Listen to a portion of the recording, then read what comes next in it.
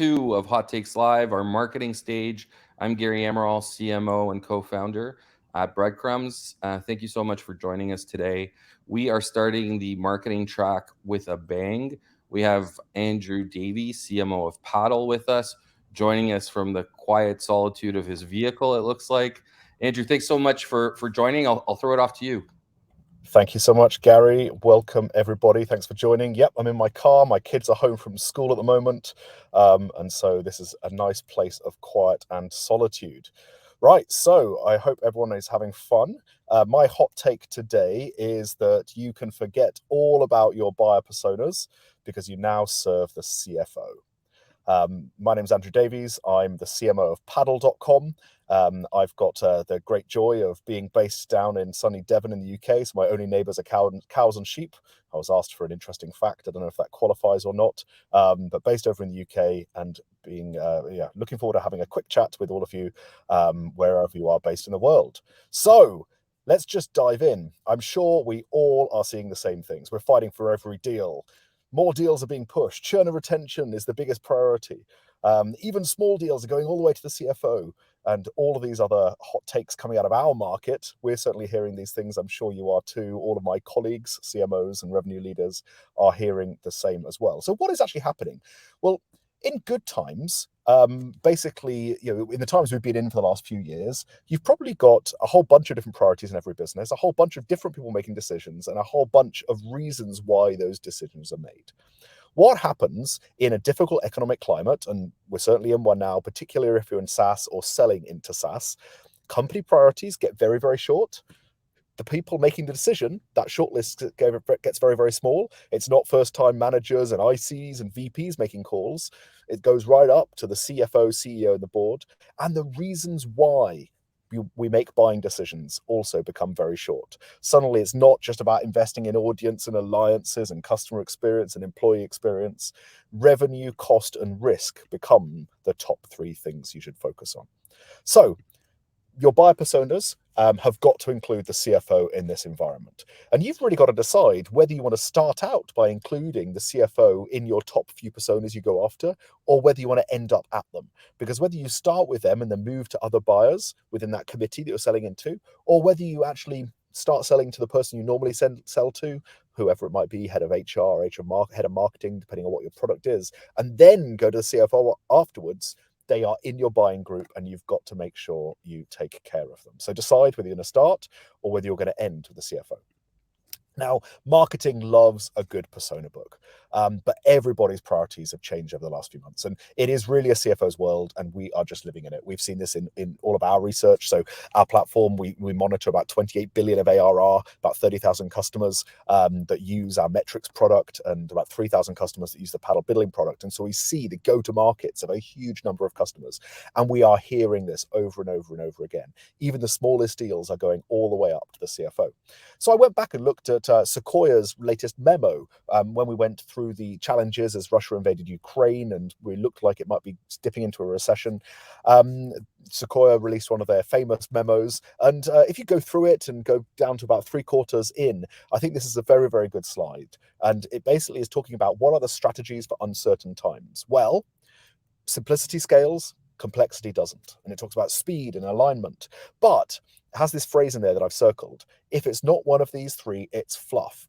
Your product must drive revenue growth, must save money, or must reduce risk. Those are the 3 things that companies are buying for freely right now. So, second thing, define your value prop in terms of those 3 things. Define it in terms of cost, define it in terms of revenue, and define it in terms of risk, because those are the things that aren't fluff and that people are selling into. A friend of mine went and did a bunch of interviews with CFOs out in the market to understand what it took to go and sell into a chief financial officer. And really, it's not rocket science, but it requires clarity. A CFO is not going to piece through all of your complicated verbiage and narrative. They want a strong, value-driven story that they can understand. So what does this mean? It means that when you talk to a CFO, you need a very clear definition of the problem. You need a very clear analysis of the root cause of that problem, a clear articulation of where you want to get to, and some project milestones and success metrics. It's not rocket science. Hopefully most of your pitches, hopefully our pitch has most of that in it already. But when it comes to the CFO, you need all of that with real transparency and real clarity. And then we've got the concept of the ROI calculator. Even in good times, many people throw up these ROI calculators, but they can be a bit fluffy. They can be woolly, and they can be very biased towards you as a vendor. So love them or hate them, someone is going to be doing an ROI calculation in today's market. So to sell well, you've got to make sure that there's a calculator that they can actually control. It's not just your vendor side calculator, but you're giving them the Excel spreadsheet that they can dig into, change variables of. Secondly, you've got to give complete price transparency as you do that. Don't try and obfuscate or keep things behind. Make sure there's a payback that's under 12 months. One of the things we're hearing from CFOs in the market all the time, it's not just about ROI and value, it's about time to value. Make sure there's an under 12-month payback. And make sure there's an assessment of the likelihood, the risk of this ROI, and then offer up those big risks. You really win lots of hearts and minds of the CFO community when you're offering up what are the problems, what are the risks, and how you are going to mitigate them. So another quick resolution to this hot take, which many people I'm seeing out in the market are not yet doing. You've got customer case studies coming out of your ears. You've got G2 reviews. You need to go and make sure you grab customer quotes from CFOs to add into those testimonials right now. Because when a CFO is reviewing your case study, why shouldn't it have a quote from someone in the finance department that gives extra credibility to why other customers, other people, their peers are using your product? So go grab customer quotes from CFOs right now, add them onto your web page, add them into your comparison pages, add them into your customer testimonials. Shouldn't be too hard to do, and it makes a big difference when you finally get up to the CFO for a decision. And then finally, there's a lot of debate right now, are we in a recession or not? Well, the reality is that it doesn't matter because your customers think we are and they're behaving like we are. We do a whole bunch in our Price Intelligently division. We've got the best SaaS pricing team on the planet. They've looked inside more pricing data than anyone else on the planet in the SaaS space. And we run polls and panels all the time. And I pulled this from Patrick Campbell's work, who's part of the team and used to lead that team. And they did some polling back in peak COVID that saw how before COVID, everybody wanted things that made you money. And as soon as COVID hit, everybody wanted things that saves you money. And we're seeing exactly the same thing happen again now. So instead, if you go back almost a year, back to March 2022, 27% of people were the conversion rates were much higher, 27% versus 12%, when you had a make money, make revenue tag within that value prop. And now the recession fears have made it switch completely 28% to 6% to save you money. So focus on that value story that saves that CFO money within a 12-month time frame. Find a way of laddering your message back to that. So what do you need to do with that? Well, you've got to go and do the hard work and audit your message everywhere. Go around, work out in your sales channels, in your BDR channels, on your pitch deck, in your customer success messaging, in your email marketing, in anything you're doing brand building, what's on your homepage of your website.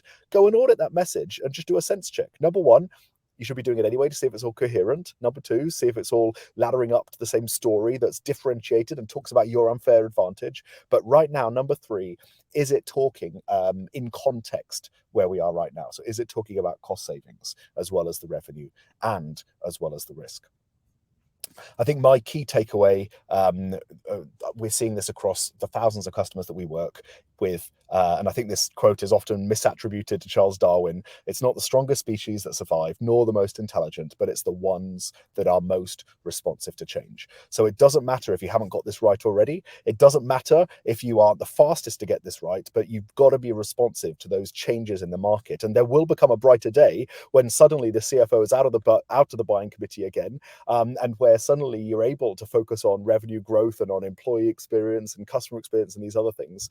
But for now, make sure you are responsive to the market that we're in and that you're focusing every bit of your messaging on a CFO who wants complete clarity, who wants a 12-month payback, who wants to understand the calculator, the risks, the mitigation, and wants to make sure that what he does or she does has a cost saving built into it. So I've been told I'm allowed to give a 1 minute call to action. We're at paddle.com. We recently acquired Profitwell, which is the leaders in SaaS pricing and SaaS retention. We would love to jump in to do a free audit with you, whether you want us to audit your pricing strategy and your packaging, whether you want us to audit your retention strategy and how you save involuntary and voluntary churn, or whether you want us to audit how you are doing billing, whether that's invoicing or checkout across the globe, managing all the complexity of subscriptions and tax compliance and all of those fun things. Grab me on LinkedIn, Andrew Davies at Paddle. Just drop me a message or add me. I'll respond quickly, and I'll make sure I hook you up with an expert who can help you with that audit free of charge, no holds barred, just to give you a bit of insight, hopefully to help you bounce back quickly and recover and make sure your growth rate is strong in this difficult macroeconomic climate. Cool. That's me. I've taken my time allotted. Very happy to jump into any questions, but otherwise have a fantastic rest of the day. Andrew, well done. Thank you so much for that. I have a couple of quick questions for you, if you don't mind. Hit me. So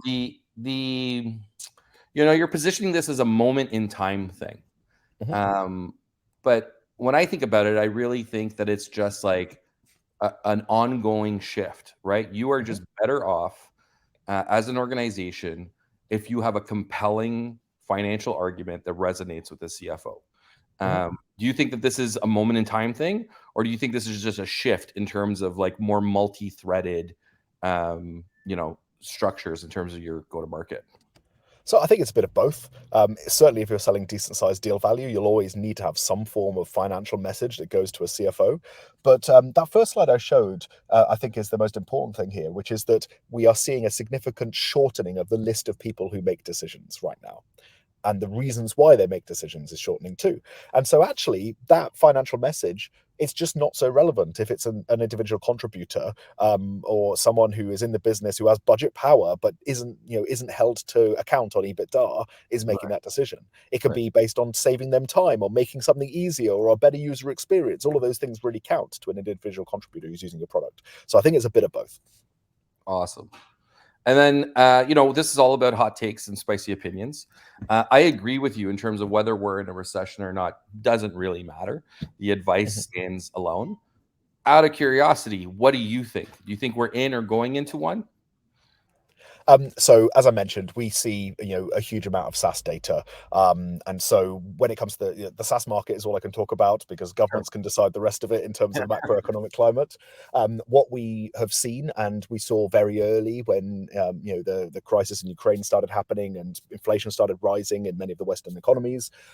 First thing we saw was consumer churn rose. And so consumer churn started to rise, and then new business in consumer also started to tail off. So that was people canceling their Netflix accounts and all that kind of thing, particularly disposable type products, discretionary type products. B2B always follows. We see that in our data constantly. So usually there's longer terms. It's harder to make those decisions. They take longer to make. And so we saw B2B follow a few months later coming into the summer as churn was increasing and new business was getting harder. Obviously, it depends on the category of the vertical you're selling into. Some of them are really, really strong still, particularly in security and compliance, financial tools that support a sales team to become more efficient. They're all performing strongly. But we saw that. The interesting thing is that we saw a second wave of that as we came into the Christmas period. So I think most people were hoping that churn that we saw in the summer was going to be most of it, but we've definitely seen a second wave as people have started their 2023 financial year. Awesome. And then last question, I'm a super fan of Profitwell and Price Intelligently. One of the key messages that they've been putting out for years is that most organizations are pricing too conservatively. Does that hold true in the current market? Absolutely. One of the things that's really interesting is that it is much easier to raise prices and get your existing customers to pay more than it is as a new vendor to sell to that same company. They've got an existing infrastructure, incumbent tools, and they're more likely to double down on those than they are to bring in new tools to the stack. So definitely there's pricing optimization. It's not just about charging more, though. It's making sure you're aligning with the value metric, the value that customer is receiving. And actually, in some cases, we're seeing some really interesting shifts where people are deciding whether to focus focus on logo churn, so saving logos versus revenue churn. So, for example, adopting usage-based pricing allows people to churn a bit of the revenue they're paying you, and so you get paid less, but they stay with you as a customer, and their logo stays with you, so you've got more chance of bouncing back later. Right. So that's a great way of optimizing logo churn over revenue churn, where other companies are really making sure that they hold on to every last dollar, and that just depends on your business model. Awesome. Andrew, thank you so much. Really appreciate you joining us on this edition of Hot Takes Live. Everyone who's listening, please feel free to take Andrew up on his offer. Huge fan of Paddle, ProfitWell, Price Intelligently. These are great organizations that add tons of value. So please do take him up on that offer. There is a survey in the chat. If you don't mind taking a moment to fill that out, we would also be appreciative of that. And in just a few moments, about 5 minutes time from now, tune in for Sean Percival, CMO at Iterate, who will be talking to us about how to totally screw up your marketing team. That is a super compelling topic. Can't wait to learn more about that. Thanks, everyone. See you in a few minutes. Thanks, Gary. Thank you so much, Andrew. Really appreciate that. I'm just going to bring in Sean for a second. Hey, Sean, welcome. Hey, hello. Andrew, how you doing? Sean, don't know if you guys know each other. No, hey, Andrew. We don't, but good to meet you. Yeah, good to meet you. Hopefully, we're going to be creating a little bit of community around Hot Takes Live. We just launched something called GDM Society. It's intended for people just like you. So check that out when you have a second, Andrew, if you don't mind. And I want to thank you again. You get the rest of your day back now. Thank you. Thank you so much. Hope you have fun, Sean. Cheers. Take care. Cheers. Sean, thanks for joining in a very timely fashion. I saw you backstage there, so I appreciate that. No problem. Just a quick tech check. Your audio sounds great. Your video looks great. The only other thing remaining is your deck. So if you don't mind trying to present that so we can make sure it's working.